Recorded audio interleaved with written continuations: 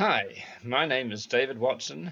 I'm here in Brooklyn, New York, and I'm an all around music person, performer, composer, organizer, probably some other things too. I'm Emily Nam. We are art people. I arrived in New York just when the Knitting Factory opened, and that went on to become a very important venue in the 90s and whatnot. But one thing I got to see was they didn't really know what they were doing. There were two guys from somewhere like Wisconsin or something. They opened a loft venue in New York. They tried to do X, but Y happened to them. And they went along with it because Y was pretty good. And when all this good stuff just happened to them because people started wanting to play at their place, they didn't get in the way. And they might have made some decisions, they maneuvered things, they directed things, but they also let some things just happen to them. And I really took that away as a lesson. David Watson is an experimental musician. He usually performs with the guitar or bagpipes. His work encompasses improvisation, composition, and scores for moving image and dance. David moved from New Zealand to New York in 1987. He shares his experience and terror of taking those first steps off a bus to find himself tumbling into the eclectic scenes of the Knitting Factory and downtown New York. Since 1991, Watson has been unravelling his relationship with the Highland bagpipes as an instrument of sound and for experimenting with the problems of crafting sound in space. It was through the bagpipes that I was first introduced to David's work and was astounded at the sheer power of the harmonic tone and the output of this sacred instrument. David has made a life of bringing people together, listening to and performing music. His role as an organiser of artist-led initiatives has been instrumental in continuing a dialogue around experimental music and methods for performance. He has an ongoing list of concerts and music series, which he has contributed to, most recently Shift and Striped Light in New York City. Collaboration and gathering people appears to be a foundational part of David's process. He is part of trio Glacial, a collaboration of 25 years plus with Lee Ranaldo of Sonic Youth and Tony Buck of The Necks, and has collaborated with choreographers, musicians and performers, including Chris Abrahams, Robert Ashley, Frisna Augustin, Anthony Coleman, David First, Shelley Hirsch, Ikue Mori, Yoshi Wada and Phil Niblock. And in recent news, it has been announced by the Foundation for Contemporary Arts that David has been awarded the Alvin Lucier Award for Music. Alvin Lucier was an American experimental composer and sound artist known for exploring the physical properties of sound. It is a great acknowledgement of David to carry on Alvin's inquisitive spirit. Hi David, it's really nice to meet you. I wish we were meeting in person, but this is nice. Yes, maybe Yeah, no, I another know. time. Another time. Yeah. I think so, yeah. We have met because I first saw you perform at the 411 event space, which I think you were doing under Shift. Right. And it was the first time I saw you perform Bagpipes with Brandon Lopez. And you Well, were doing a incredible performance. And I was just amazed by the bagpipes that I rushed up to you afterwards and was like, you know, where do you get bagpipes from? And I asked you how you purchase them. So we did meet then briefly, and we commented on the I, fact that you're from New Zealand, and you picked up I was an Australian. And Okay. I'm getting better at that. After 40 years, people who come up to me afterwards. And of course, if you're doing something super weird like, the bagpipe avant-garde, you kind of are hoping someone's going to rush up to you. But when they do it, I'm kind of like, ah, like, it's yeah, just a personality thing. But sure, I used to rehearse outdoors like 9 months of the year. And I just told you I live in North Brooklyn. It used to be more industrial than it is, but there's still 10 minutes walk from me. There's some actual space in New York where no one lives. That's kind of great. Um, but there I am, practice. There's a hotel not too far away, so I'll be practicing at like 10 p.m., 11 p.m., and I can pretty much every time I can see this figure in the darkness coming towards me slowly, slowly. And I kind of one part of me is hoping I'm not going to get mugged, and the other nine parts of me are knowing exactly what's going to happen. Someone's going to walk up to me and say, "You play the bagpipes," which I kind of already know. And then they're going to tell me that they have an Irish grandparent or something. And I'm getting better at it. I'm getting better at saying, really, as opposed to, I'm standing out here in the middle of nowhere. Do you think I'm out here to talk? yeah, no, right. Anyway, Well, That's funny you say that, because I think I would have got I don't know if you call it a set or a bagpipe Okay. the Yes, it. bagpipes. Yep, Yeah. yep. I would have jumped right into it, but then I thought, I'm not going to have anywhere to live in New York if I start playing the bagpipes Oh, you wanted to in my play? Well, apartment. you have Yeah, I'd played. love to play. No, I'd love to play the Oh, bagpipes. okay. But so I was thinking, I wanted to ask you, how do you Mm. play? You either have a very good soundproof basement or. I used to play at home here, and it's really I mean, I live in a building of 8 apartments. I was really fortunate; no one minded, and I kind of pushed it too hard. Playing after 6 p.m., which is kind of it's a different story. I was enjoying practicing, and eventually someone complained. So Yeah. I can't really blame them, to be honest. I rent a studio these days, Hmm. share it with some others. I mean, rehearsal studios in New York, probably most places, are kind of an interesting animal. I think there's a good movie to be made there. It's just like someone's rented out an old building, divided it up, maximized the space, so you're in tiny little closets, and every band is kind of going hard at it at the same time. It's an incredible din. Somehow you're supposed to do creative work in there. I don't know, but it's so bad it's funny. Yeah, I wonder how that happens, because everything is so condensed, the space, Hmm. But particularly, it, yeah, but bagpipes even in and New York, drummers. if you go to a rehearsal building before 11 a.m., there's not much going on. So that's what I do. Yeah, true. Be an early riser. Hmm. So, I just want to go back. So, you're from New Zealand, Mm, and you moved to New York in the late 80s. Is that that's true. correct? Yeah. And was that 87. a kind of definitive move? You'd sort of set your sights on New York, or did it happen quite randomly? I don't know. A bit of both. Um, 87. I left New Zealand in 86 and lived in Melbourne for almost a year. The Australian dollar was stronger. Hmm. So I just went there and worked a lot to save money to come here. Um, Kind of how not to make a decision. I mean, I was very intensely playing in a band, which was a great band to be in for 4 or 5 years, but we'd kind of done whatever we could do in the small city that we were in. I think I turned out to be wrong about that, but that seemed like a reasonable thing to say at that time. In New Um, Zealand. yeah, Yeah. um, and left. I saw Desperately Seeking Susan and Stranger Than Paradise in the same night. That may not mean anything to but they're two quite different New York kind of downtown movies. One's very mainstream and one's not. And I just thought, yep, I'm gonna. That's how I made my decision. Yep, I'm gonna go there.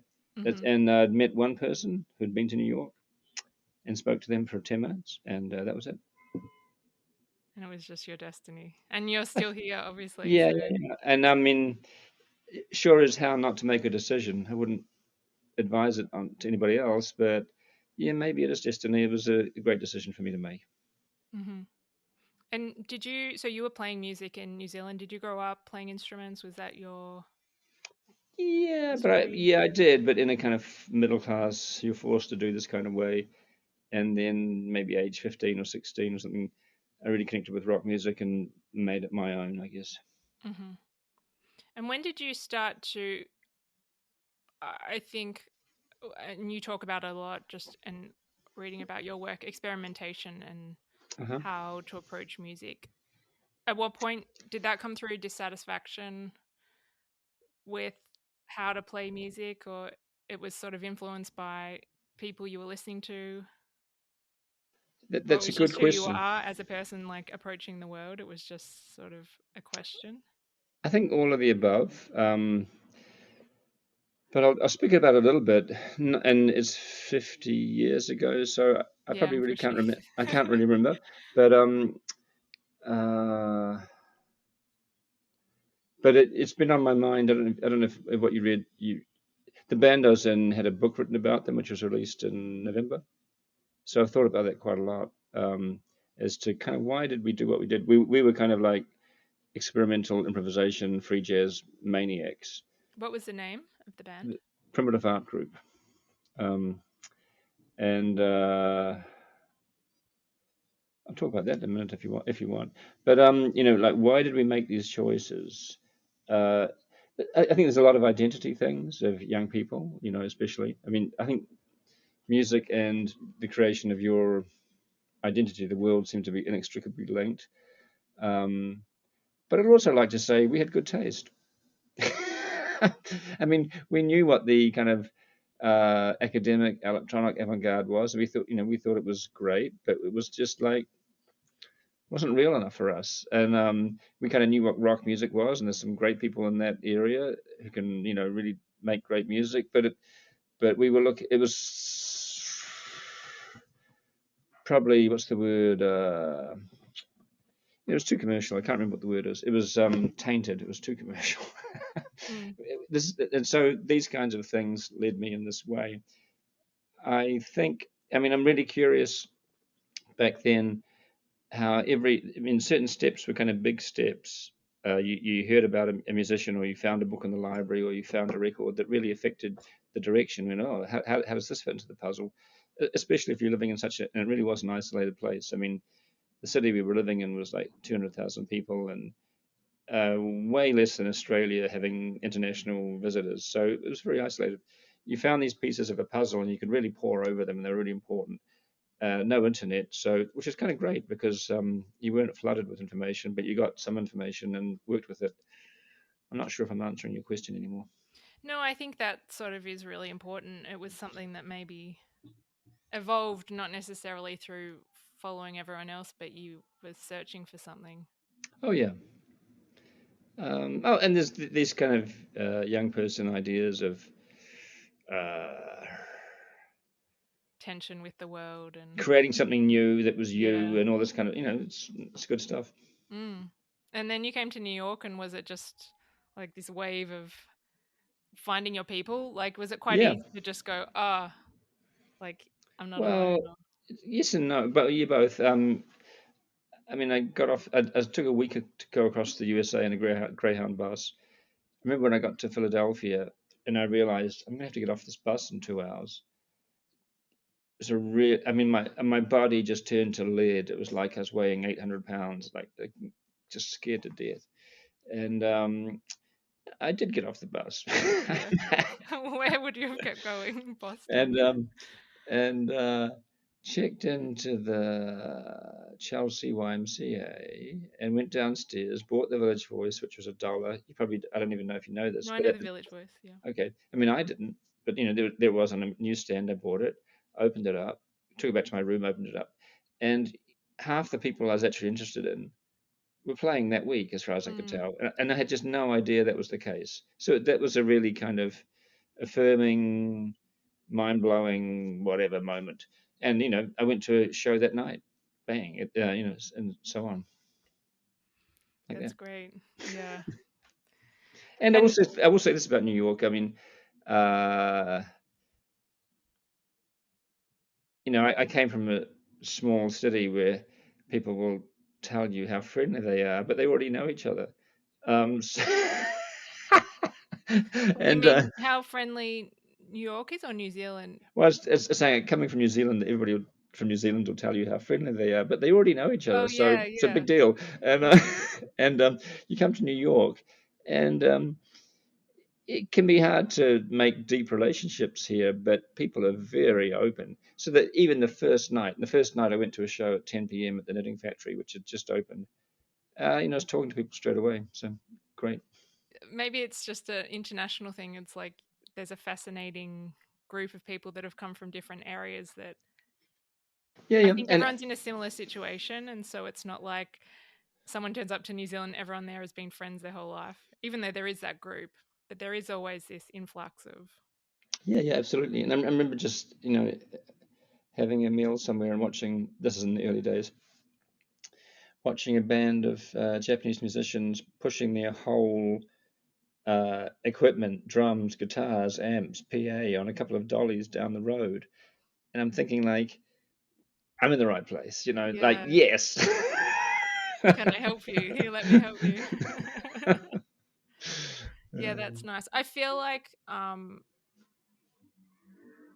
from what you've been doing more recently now is like as an organizer, and Hmm. also just how you perform, like collaboration and community and being amongst people that are like-minded in how they approach their music, or maybe not necessarily the same, but accessible to each other to perform together, seems really potent for you and also important. Oh, absolutely, and that's a good observation. And when I thought your phrase "accessible to each other" is a really interesting phrase because um, you know you know that quote. I think it's misascribed to Hermann Goering or something. When I hear the word culture, I reach for my gun. Um, when I hear the word community, I kind of go, "Where's this Mm. going?" I mean, I agree, but it's an overused word. Mm-hmm, And mm-hmm. when you're saying people are accessible to each other, I think that's very interesting because people are open to each other, they're generous, but they're also smart. Like um, the community building is smart, I think. And yeah, I mean, I certainly enjoyed the organizing I've done, and I get something back out of it.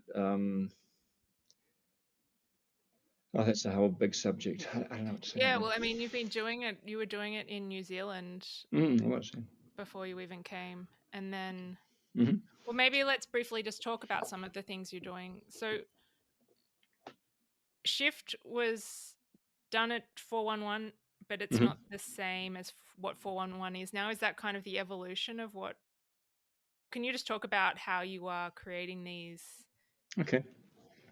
I mean, I just the background to that was, I think in about 2016 or something, an old friend, before the trend, started a bar with no capital in Ridgewood, in a basement in Ridgewood. Actually, he was doing all the right things because within a couple of years it was going to become a big entertainment precinct. But he was a little ahead of the curve there, and he was suffering. And I guess he must have been desperate because I hadn't seen him for 10 years or something.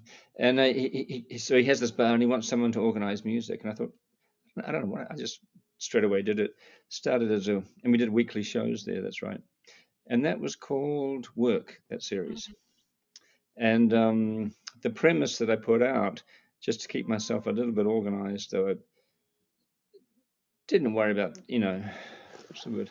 Not too pedantic or legalistic, but I put out that I was doing it to let people define for themselves what they meant by experimental in 2016. I had an idea of what I meant, and I kind of knew other people were using it differently. So I was just going to kind of set it up and see where it went and see if they changed my mind or something. Mhm. And I think we did that for a couple of years there. Then the bar went bust, and we kept it going at Muchmore's bar, which had a music room, doing a more of a improvisation kind of night. It might have been once a month, I think.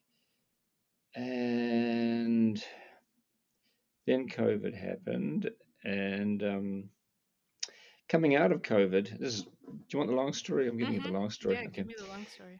After a couple of years of COVID, I used some of my time to learn and memorize some very old classic bagpipe compositions, solo compositions that are like 15 to 20 minutes long. And it's kind of quite an active memory for me these are like 300 or 400 years old pieces, solo pieces. One of them is called Too Long in This Condition. I thought it was about alcohol, but actually it's not. It was about a hostage situation. That's the narrative here. Anyway, I'd learned this thing. We're coming out of COVID, and I want to do something with it. So I announced to my friends that I'm going to play it out on the Newtown Creek, and a couple of them did actually turn up to hear it. And it was such a satisfying thing after a couple of years of no Mhm. performing. That turned into a nice series of doing a weekly show on the Newtown Creek outdoors so that people could do it. They could uh, sit far apart if they want. Someone showed me how to hack an e-bike battery so we could run one amplifier off it. We could have run two Wow. if we could have run two quite easily, but I didn't want to run two. There was a nice limitation. And so we were doing these free shows there. Probably one of the great experiences of my life in a Yeah, way, I wish I'd known about that. because the music was good. People think they're going to play in a different way because they're outdoors, but they're not quick enough to make that shift. And most people failed to do that, but that's interesting in itself. Yeah. But then the big thing is we're in an audience listening to music together, and just like wow, I wouldn't say learning how to do this again, but experiencing how to do this again, so interesting. Yeah, and And respond and just even be. just realizing how important. I mean, the music's important, but the maybe the little chat at the end is really important. Or you're sitting 3 feet away from someone, you think they're responding similarly to you. Maybe they are, maybe they're not. How important all this is, all this kind of stuff. Basic stuff, but just such a kind of lesson in it. And then after that, shift started. And to answer your question, uh, that building in Kent Avenue was bought by a friend of mine, um, who's still in the process of demolishing it and rebuilding it. Uh, so he couldn't really do anything with it for a year because it was going to be demolished. He's a music fan, and he funded us to run this music series. It was after COVID, and when I discovered Shift, it Uh-huh. was so refreshing, and also not just to do something community, like Hmm. I won't say the word community now, but You that can. it wasn't something to have, group listening after COVID, but also just the type of. I mean, it was experimental, and it really hit me in that way because I couldn't really find a space like that made sense to me in New York. So it was this really nice, um, like nourishing opportunity to just listen to music. And it wasn't a large space, so it was quite intimate and very different. And everyone coming in was quite like you just had such a broad range of performers as well. Hmm. And gave space to each person to do whatever they needed to do, which I really liked, like that freedom. Oh, thank you for noticing. And I mean, for some people, it was considered a problem that we didn't really promote a genre. Uh, I was just hoping that people could be a bit smarter than that. I don't see that we need to be stuck in a genre. I mean, Mm, after a bunch of kind of individual characters, I just kind of like feel like hearing a band. It's just mm, kind of mm, like that simple. mm. And and I think there's some thing that you're trying to work out, but you don't want to dominate it because well, you can, like you can book who you like, but I didn't. Going back to part of my story before, I arrived in New York just when the Knitting Factory opened, and that went on to become a very important venue in the 90s and whatnot. But one thing I got to see was they didn't really know what they were doing. There were two guys from somewhere like Wisconsin or something. They opened a loft venue in New York. They tried to do X, but Y happened to them, and they went Mm, along with it because Y was pretty good. mm, That when I don't, I mean, they became famous for the '90s generation downtown New York music scene with all the cross genre stuff between jazz and rock and whatnot. But when I arrived, they were still putting black and white Xeroxes of Jean Coltrane up and down the street, thinking that's what they were doing, which was like 30 years off from what they were doing. And when all this good stuff just happened to them because people started wanting to play at their place, mm-hmm. they didn't get in the way. And Yeah. they might have made some decisions, they maneuvered things, they directed things, but they also let some things just happen to them. And I really took that away as a lesson. So, I mean, when I'm booking different kinds of things for Shift, and um, you're trying to set things in motion, but you're letting them play out whatever they are. If someone comes to one show and it's a good show, well, that's great. If they come to three shows and they have to try and kind of thread a needle between them, that's greater because they're going to have a good time with it. I think. Mm. Okay. Yeah, I completely agree with that. Like way of approaching things, and I'm trying to be in that Hmm. space myself of uh, not so much control, but letting. Well, and it's always in my work that I think that the work can guide you, so you don't always have to have the outcome and then have worked it out beforehand. But doing the work and going through it, you're just giving cues and go, okay, Yeah. let it take what it needs to, and it's not what I thought it was in the beginning, but it's probably better and more interesting or more relevant to whatever is happening or Yeah. growing that I would maybe you don't understand until reflection afterwards. And yeah, and there's a kind of flux between setting a direction for sure and having some standards of what you intended and what's good and what's bad, but also letting stuff happen because other Hmm. people see it differently. And Hmm. this is very much something I've taken out of playing jazz, I guess. When were you playing jazz? Hmm, a big chunk of my life, you know. Hmm. Did you And train uh, in jazz theory? train. I certainly The word learnt it. studied? Yeah. Yeah, and should have learnt it a whole lot more, but I certainly tried. Yeah, Hmm. but this, it's part of uh, different mediums do different things better, and I think that's one thing musicians do well is that kind of working together. Hmm. So I wanted to ask you about how you were just talking about how different people have different ideas of what experimentation is. Can you Hmm. maybe just shed light on what your Well, approach to experimentation is? after my years of fabulous research, do I have anything to say? Or are you just having fun? I know, but probably have less to say than I did 10 years ago. The more Yeah. I found out, the further behind I've got.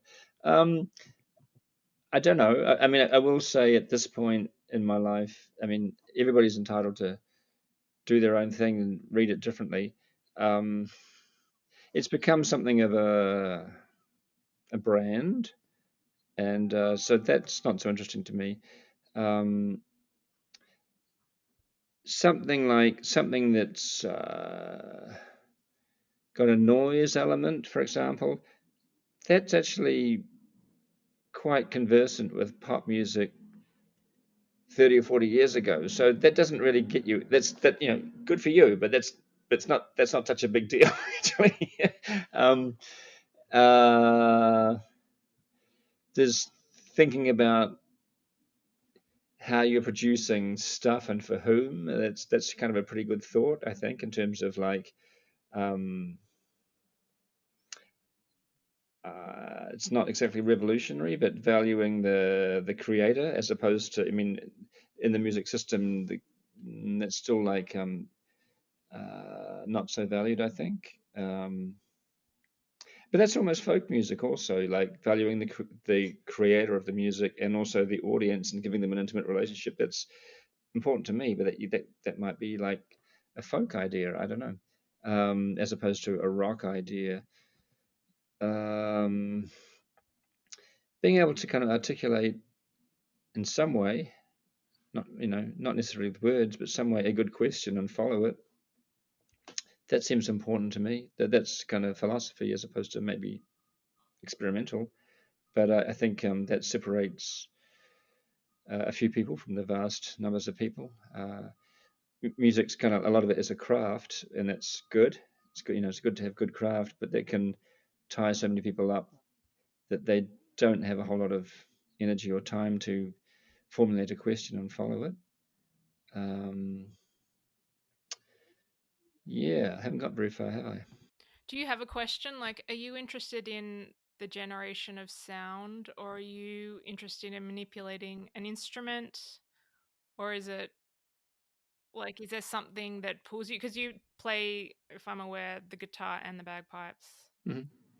Um, I'm kind of curious about that bunch, like half a generation after Cage, which is like Gordon Wimmer, Alvin Lucier, Robert Ashley, maybe Phil Niblock, David Berriman, that Anaya Lockwood, um, Iliana Rodrigue, maybe. Um, I think they're really experimental. I mean, and their work is kind of mind blowing. It's kind of like, well, that didn't really exist before, like, and they're kind of like, uh, I don't know whether they're just remarkable people, which they are, or whether it's the economy or the culture or the Cold War or why that happened. And I really don't see that happening later. I mean, there's a lot of people forking over what they did and refining it, and that's really good work to do. So, I mean, there's heaps of work to do there, but I don't see any of those kind of breaks being made for a very long time. And I'm not sure quite why. I think that era of just art and creativity in general was incredibly powerful. Yeah. Like, there must have been some kind of climate of, yeah, who knows? there are also much fewer of them doing it. I mean, Mm. it's like there's, like people have read about them, studied them in college. There's like flocks of them doing this Mm, stuff now. mm, mm, mm. you know, it's a bit different. Um, but big idea. I don't know if I've got a big idea, but I do. I mean, guitar. Yeah. Well, can we talk about the bagpipes and how Sure. that happened? And Sure. I mean, I was kind of just trying to say um, those people, and also people like in the ASCM, Roscoe Mitchell, and so forth, with that really important record, The Sound from 67, 68. Um, uh, and hearing a lot of so-called, I mean, I don't want to say world music, but music from all over the world, which you could start to do in records with if you made a lot of effort in the 70s. It was, not easy, but it was possible. Um, Taking that kind of experience of sound, which is, leads you on that kind of experimental, avant-garde academic path. But I also really believe in, I was talking about folk music before, just like the vernacular and how ordinary people are smarter, whether they can articulate it or not, than people give them credit for. And so maybe combining these two is kind of something that inspires me, mm, if that makes any sense. no, it does. And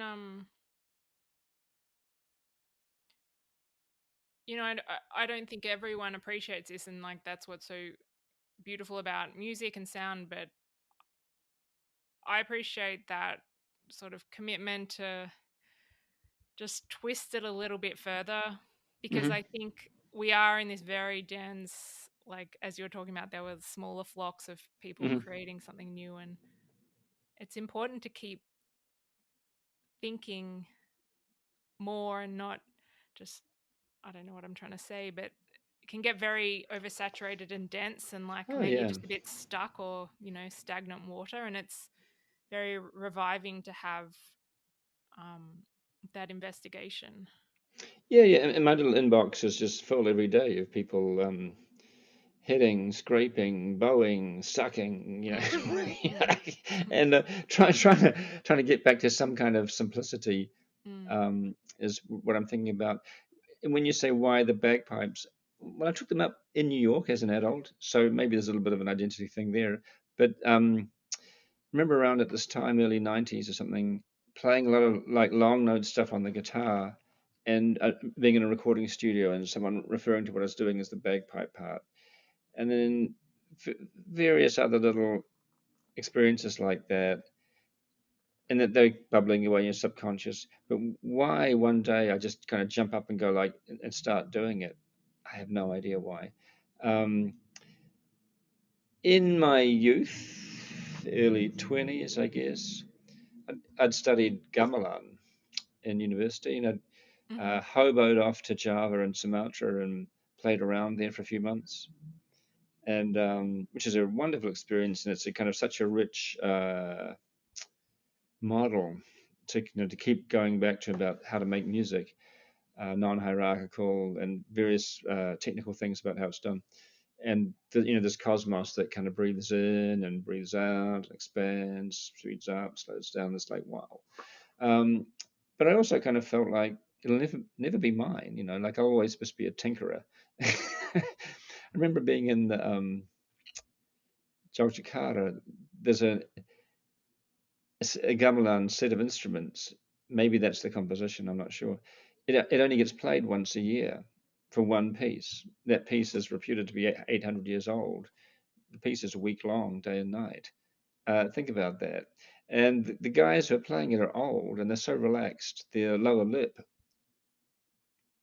is hanging down their chin. I'm thinking like, they'll never be me. That is not me. you know. And so I loved it, but I kind of didn't let that go. And bagpipes, well, I mean, people frown on exoticism. It's not. It's not. I think bagpipes is exotic, but it's not. Um, it's exotic within the culture, I guess. Yeah, it's incredibly exotic. I mean, I've never seen anyone. uh, You're the only person I've seen play the bagpipes outside of someone okay. wearing a kilt. It's Okay. or like in the Um, context of some kind of march or ritual. Like, I mean, I grew up and I assume New Zealand culture had the no, I can't think of the word. If there was a pipe march bands. or Yeah. Pipe yeah, bands. Yeah. Yeah. Lots of that's them. when the bagpipes is played. So it's done in a very ritualistic, Yeah. honorary way. And I probably never would have done it in New Zealand because it was such a kind of conservative thing to do. It was like Mm, so not me. But when I was taken out of the culture, I could look at it differently.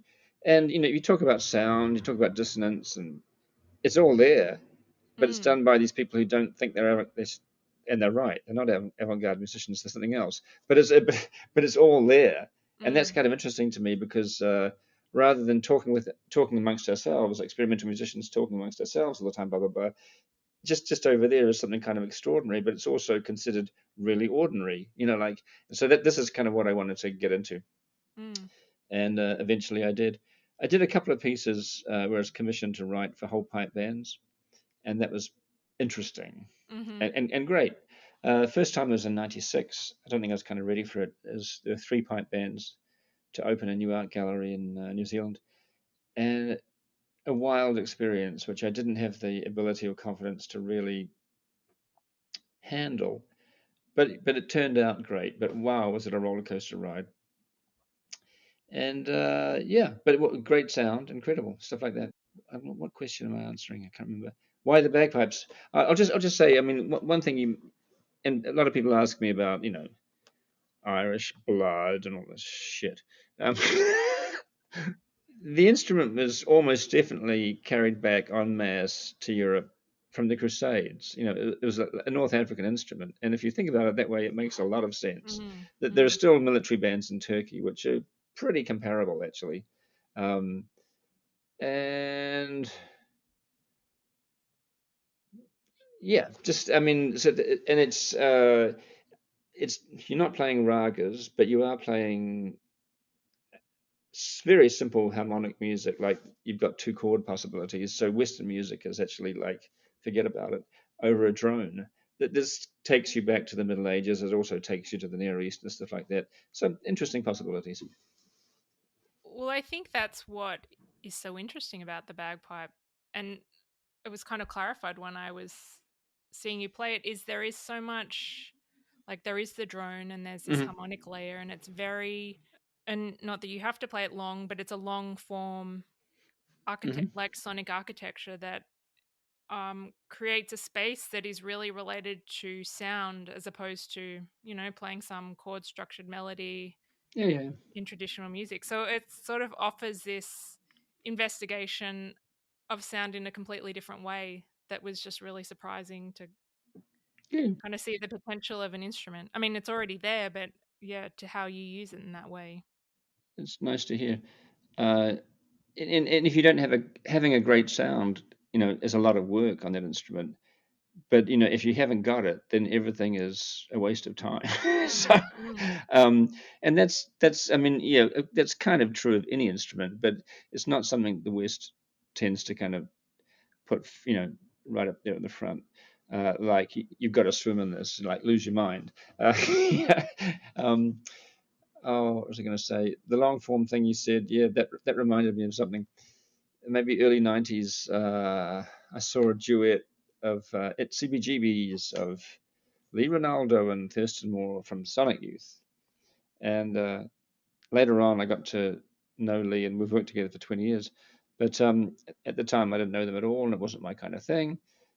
And I was just like, it's so loud, and there's like the changes are so small, and it was kind of an interesting space to be in for me because I spent a couple of days going like, was that really bad or not? And mm, after a couple of days, I decided actually, like my framework for judging things wasn't coping, and actually it was really good, and I didn't know what they were doing. It was like I'd been used to, from a more jazzy perspective, like running around on racing bikes, and here were two people doing a duet in 18-wheeler trucks or something, but it was completely valid. The scale was enormous. They were moving really slowly, but actually they were really listening and working off each other. It was an interesting kind of change moment. But Mm. that's also helped me think about like on the bagpipes, I can't really do what I normally do, whatever that is at this point. So what can I do? Mm. I need to think about things differently. Yeah, and it also, I mean, it is slow moving, and I think that creates a whole different set of parameters Hmm. that then you have to work with. And then you realize you've assumed that there were parameters and you didn't even notice they were there, kind of thing. Yeah, yeah. Yeah. I wanted to, I'm curious, like breathing. So you might do a 30-40 minute piece, and there's a lot of, is it circular breathing? Like a No, it's not didgeridoo? actually. No, No. it's not. Uh, Oh, because no, you're not, because you've got the bag exactly. Yeah. doing it. Yeah. Mm. And, okay, so that totally changes. But it is a It long sort of duration, and it is loud, and so you must be experiencing this loud. I wonder how you sort of get immersed in the sound of it, that you kind of have to remain present, or do you let that um, sound just, because I feel it's a very primal, visceral experience as a well, listener. I hope so. Um, Like, how do you maintain the integrity of responding to what you're listening to and playing? I don't know, but I mean, you've got so much sound wrapped around your ears, your own ears. Mm. Um, it does kind of. I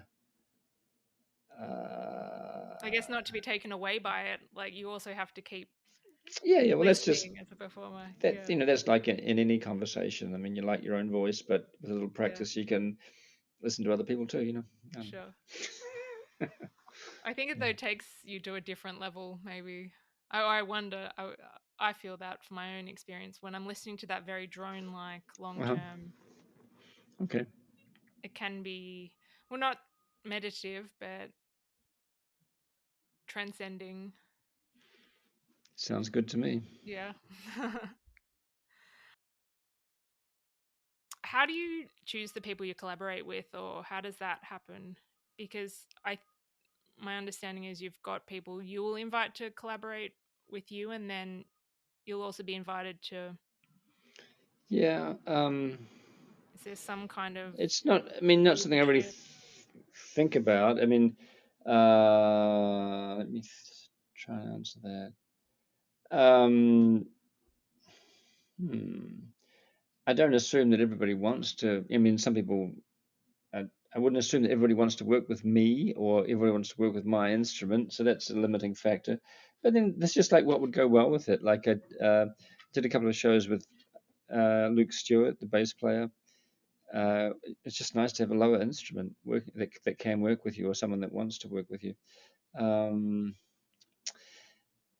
I'm surprised, but apparently some singers can actually work with me and want to work with me. That's kind of amazing. So I've Hmm. been lucky there. But I mean, how do I choose people? Well, it's a pretty social scene, so I know a lot of people. It's just like people that are some personal connection, and I can imagine what they're doing would work with me. That what I might be doing might be interesting to them. Most people, do people ever say no? I'm not sure. Can't remember. Um, do I ask people that I don't know? I don't think I do. Maybe I should try that. Mm. Well, how do you meet though the new people that you have? Oh, I was at a show last night. You talk to people. Yeah, no, but that's what I mean. You haven't just stayed working with the same group of people for 30 years. Oh, definitely not. I mean, but Yeah. it is a pretty social scene, and it's Mhm. pretty typical uh, to do this kind of thing. And do you have a set idea of when you're collaborating, this is the kind of thing I want to make, or is it improvisation? Are you working and giving space for the other person? Like, do you have, I'm probably asking two questions, but do you have a score, or do you have some kind of idea of what you want to happen, or? It depends on the situation. Mhm. If like if someone's booked you for a concert and I ask someone to play with me, then I probably am more likely to direct things, and if necessary, I'll make a score, Mm-hmm. which might be writing out some themes or some things to come back to. It might be some structures of just how to behave, um, or it might be pretty open, like very open. So it's all these things. What do you mean how to behave? um, like let's stop after a minute and then restart with something different. Mm-hmm. Mm-hmm. I mean a structural score rather than a notation score, something like that. Mm-hmm. Sorry, that's not might not have been the best way to put it. No, I think it's interesting. I was just wondering because I can't imagine an bagpipes have a note. Well, maybe traditionally, but I don't expect you have a notational score for when you're playing, or you do. Sometimes, but it's been a while. I mean, that's kind of hard work, and I'll only do it if I like have to.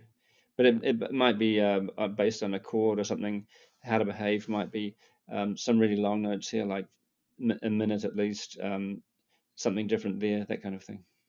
Like more just simple ideas to structural ideas, based also on knowing how that person plays and what they're good at.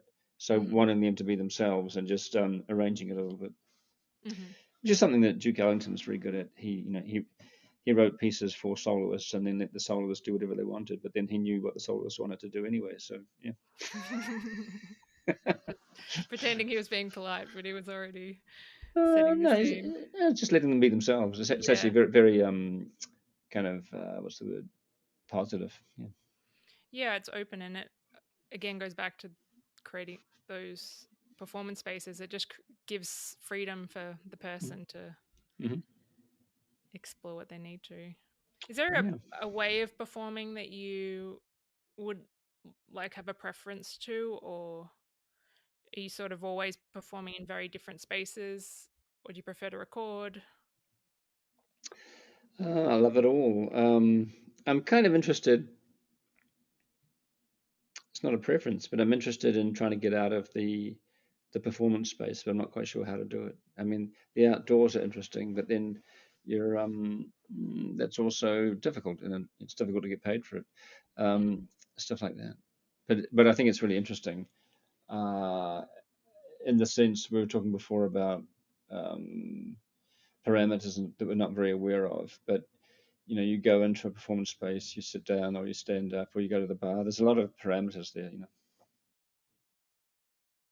I'd love a performance on the East River, or There you go. Yeah. I mean, there's a they do couple a of lot of raves along that. There's a few empty blocks you could just take yeah. over there. And there's a couple of little amphitheater kind of spaces too in New York, but not many. But that's a nice thing, I think. Maybe a summer. Yeah. There you go. Do you have much to do with New Zealand now? Is it important for you to bring back and contribute to that space? Um, I certainly am in touch with it. I mean, I visit most years and have a lot of family there. I found doing music there pretty frustrating. I mean, I have some friends and whatnot and people to play with, and there's good things going on, but I find it pretty frustrating. Um, yeah. Frustrating that there's not the Oh, sort of creative infrastructure that you would yeah, hope. that's a good answer. Yeah. Mm, Um, or maybe I just make the frustration myself. I don't know. mm. I don't know. You were saying you want to get out of performance space. So what do you want to get into? I'm not sure. Um, uh, I studied documentary years ago. Um, Mm, I'd kind of like to turn a performance into a documentary. I'd like to use words, but then how to hold it together as a performance, not so easy. So that's something for me to think about. Got a nice kind of prize this year, which is being announced in a couple of days. mm-hmm. So maybe I have a little bit more time this year to take some of the sketchy things I've done as kind of quick compositions or improvisation performances and develop them some more like that. That's great. Congratulations. Thank you very much. I was wondering how or what your thoughts were about film scores and contributing to that, visual documentation, Mm-hmm. because I feel it could be anything. It could complement a scene that's even without word, but Mm-hmm. having that experience of the bagpipes feels it can apply to a very deep emotional space. Mm-hmm. Um, have you ever done things with film or? Yeah, I've done a few scores. But not they weren't bagpipey. They were all sorts of other things. Not bagpipes. No, not at all. Um, the only one I used bagpipes for was Cremaster 3 with Matthew Barney. Um, and I think I recorded 15 minutes of stuff for them. The composer of the soundtrack, which was Jonathan Bepler, had kind of mapped out some things for me to do. He made a great score for it. But quite often when people write something for the bagpipes, they don't understand the bagpipes, so it didn't actually work. So I mean, I was ending up kind of just pulling some things together for him, and I did see that movie. It was kind of fun to see the bagpipes in there. But that's the only bagpipey movie I've done. Yeah. Is there something, going back to just generating the sounds, is there a space you're trying to achieve? Are you like, is there some, you're trying to go up somewhere, or you're trying to go down Hmm. to the earth, or internal, Um, or are you trying to, I'm just wondering if you're trying to achieve something with these sound experiments. okay, that's a really interesting question, which I wouldn't think of. I'm kind of like more meat and potatoes. I do this most days, so Mm. it's just like trying to get in tune or not in tune or understand where I am or have a good tone, balance the instrument so that it's kind of like singing out nicely. Um, but actually, you asked a really good question. Um, I'm thinking of working on. I mean, it is pretty physical, and it kind of does kind of match your. I mean, physically, it's right next to your stomach, and you feel like that's where the sound's coming out of. Um, I'm just working on making it easier somehow, so that it's flows better. That's what I'm working on. Doesn't quite answer your question. Um, I like the way you're saying in tune, because it's not necessarily about tuning it to a note, but tuning it to whatever. it's got to be balanced. There's a Yeah, whole bunch of yeah. different things, and I tune it kind of to itself, unlike a orchestra instrument where you're tuning it to a standard, like a so that the whole factory can operate. I'm just tuning it to itself, which is again is a Mm. pretty typical non-Western thing to do. Um, when you're talking about a space, I can't give you a good answer, but I think it's an interesting question. Like I'm not like tuning out and wanting to be in a dream space, but on the Mm. other hand, I kind of am, you know. Mm. Like yes, I'm quite conscious and alive and thinking and making decisions, but there is that kind of like golden liquid or something. I don't know what it is, but Yeah, well, there's you a can't say you're meat and potatoes and then be doing all this experimental music. yeah, Like, yeah. I think that's funny. I've spoken to a few people and they sort of have this saying, I'm the straight and narrow. I'm like, well, you're not really, because the music you're creating is totally. Yeah, but I do it It's most just days, maybe you're so not applying it. Yeah, and I think when you're doing it most days, and maybe you mentioned earlier, the experimentation and the investigation, because you're doing it so regularly, it just becomes. It's who you are. It's not like you're putting down some notes and going, "This is what I'm going to work out today," and right. it just But sort I of mean, evolves. and you again, you want to make it be able to make a nice little world, a 3D world with choices and different places to be in. Hopefully, that other people can be in too, in their own Mm. way. And you know, whether there's some kind of degrees of difficulty in it, some sweet spots. That's kind of all part of it. Do you want to make beautiful music, or are you Yes. okay being like, No, I want to make beautiful music. yeah, Beautiful music that still has some kind of resistance to uh, all the obvious, like crappy things. I mean, you know, a lot of life is some pretty crappy habits, like, you know, getting the subway to work and buying milk and stuff, important, but not so interesting. And, you know, crappy, to be honest. So, yes, I want to make beautiful music. I'm kind of trying to do less and less of the kind of sensationally noisy. beautiful, but with a real aspect of resistance and kind of reminding us of what we're really doing here. Yeah. Well, there's a question. There's a big question that you're Yeah, yeah. thinking Well, about. just the question's the important part. Yeah. Mm. And is it important for you to stimulate other people to think about their own questions? Oh yeah. I mean, is that too? That maybe that's a little arrogant or something. I don't know, but I hope so. No, I think it's important to contribute. That's my point of view. Hmm. No, I think it's important to share, and maybe that's where the performance spaces have offered that to other people. And if you're leaving that, um, in a way, you've kind of given a model for other people to take on and Yeah, no, I mean, I like keep performance growing spaces, it. but Yeah. it's just that the thing where you go over and over, you stand at the front and they sit and look at you. I mean, there's nothing Mm. wrong with that, but it's just been nice to It's just change it up. awkward. Yeah. No, it's not awkward. It's just, I mean, because we're used to it, it's fine. But Mm. uh, to change it up occasionally, it'd be really nice. I mean, last night I was at a concert where the audience sat in a circle around the performers. That's just like one little change. But being outdoors so that the outside world is not being pushed as far away from your music as you possibly can make it. Well, that's an interesting change right there for me. I do a lot of field recording, so I've been Oh, yeah. recording a lot of the urban environments through the Hmm. city, and I think something like you walking down Broadway playing the bagpipes would be quite interesting to just, yeah, because you do have those other sounds Yeah, participating, yeah, yeah, yeah. and yeah, there's a lot of opportunities. Even it's very different as well. Being on top of a mountain, like there's so many different Sure. landscapes. Yeah, yeah. And it's kind of great to use that sound to explore. I mean, just to close your eyes and hear how you're sounding, and then go 10 feet and just a subtle change. I think that's actually really nice. Mm, I mean, in some ways, there's not that many changes in a bagpipe sound.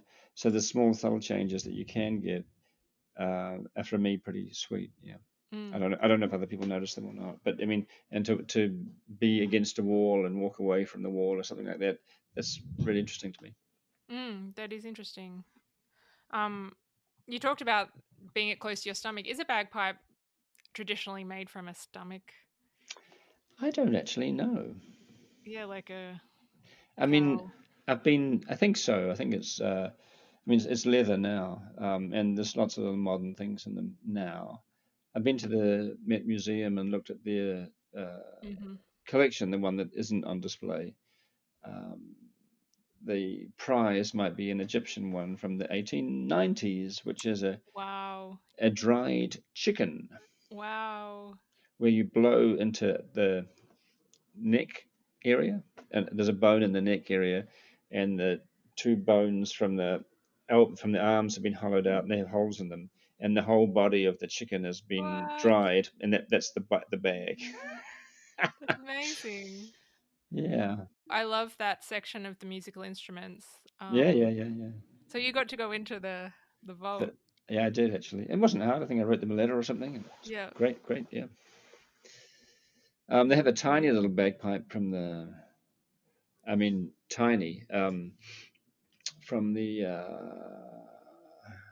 like 1600s or something, um, wooden carved thing. And I was told that well, I shouldn't have got started on the story, but it's kind of a joke, a pun on a condom, apparently. Well, this is the 1600s. So, I mean, again, that's not so long ago, but that's the part I like about the vernacular, that people are smart, and what they do is um, it's interesting, and the way they hear a scale as folk players is interesting. And if you've been around the art world, they can get a little tiring sometimes. You walk into a pipe band and it's just a different sensibility. But people have a lot of skills, and they're doing something creative. They regard themselves differently. That can kind of be refreshing. So all these Mm. kinds of things. Have you ever thought of making your own instrument, or Not that clever, no. Or just you're not that? too impatient. Yeah. I have three bag. I have actually four bagpipes. Yeah. Hmm. Okay, I must admit it. I want a friend of mine is an instrument maker, and she made a medieval racket, an instrument you may not have heard of, called the racket. It's like a bassoon, Mm-hmm. but it's you blow into it, and it's kind of like a cylinder about this big, has 10 finger holes, no keys, and the inside of the wood is completely carved out like spaghetti. So even though it might only be 8 inches long and like this, the airway inside of it is about 6 feet long, carved Mm. out inside the wood. Oh, wow. And so that's why it's so low, even though it looks like a small instrument. And actually, this year I really want to get onto one of those. It was made for you, or you'd Uh, like to get one? I want to get one. Yep. Yeah. Yep. No, that sounds interesting. I just like to ask, what do you celebrate in terms of life, or Man, that's a big question. What do I celebrate? Hmm. What do you celebrate, Emily? I celebrate meeting people at the moment that um, have their own interests and like unique ways of being in the world, but yet can integrate it into this. Uh, and this is why I'm doing these conversations, because I think it's so important to recognize that there's so many unique people that we can exist together and may be completely dissonant to what you're thinking about, but yet participate in the same dialogue. So that's Hmm. something that I really think is important right now, particularly in this political climate and everything going on in the world. I think that's really important to not be brought down, or to find some joy in living. Yeah, I Okay. mean, all the other things. I'm a big nature person, so that's important. Um, I think you answered that really, really well. Um, I should probably celebrate a bit more. I'm unfortunately in that New York work thing where I'm just always behind and catching up and not celebrating much. Um, the students I teach are, well, there's 180 languages spoken in the college. So I do kind of feel good when they have a firmer footing, and they usually do. So I celebrate that. Um, I like to celebrate when I see someone whose work I think is good, but they fall between the cracks, and there's not like an obvious place or home for them to go. That's then I go like, great, give this person a show. This is excellent, and it doesn't happen that often actually. Um, I like to celebrate any kind of fresh voice, um, whether they're doing something new or not. They at least feel fresh. Um, Celebrate that. I like to celebrate anybody who can kind of do this a long time and stay sane and good, and there's a lot of those people. Um, I like to celebrate people who can. I mean, there's a lot of talk about making music work and experimental music work socially relevant, which is great. Um, I'm also a little skeptical of that, but when I see someone somehow managing to do this, or living their life in a way that's just so out there that they really are doing it, that's really wonderful. I think, and really that's incredible achievement. I think, and Mm. celebrate that. Um, and I'd like to celebrate anybody with a sense of humor, especially if it has a little edge to it, or even a big edge. Yeah, it's good, isn't it? But it's tough sometimes. I feel like you've got to be really careful having a sense of humor. Not everyone, Yeah, not everyone likes it. No, and the sense of humor that I really like is, a bit dark. So Yeah, I don't know, it's just, yeah. that's always good. Well, thank you for talking. And I know maybe it's not necessarily like something you get response to, but creating all the projects and performance spaces really, I think, well, it did on me, have just a very important impact on kind of regaining footing. And it's always helpful. Maybe you don't know the waves that are oscillating from what you create. And so I think you've been doing a lot for um, those spaces, which Oh, thank you. I say overall thank you for. And Oh, thank you very much, and it's yeah. great to hear. And I mean, you're right, and I mean, I worked really hard on it, but then on the other hand, the musicians that came and performed this, so many of them, uh, they did it. So there's all Mm, these kinds of partnerships going on, but it's great to be in a position where you could offer them that space.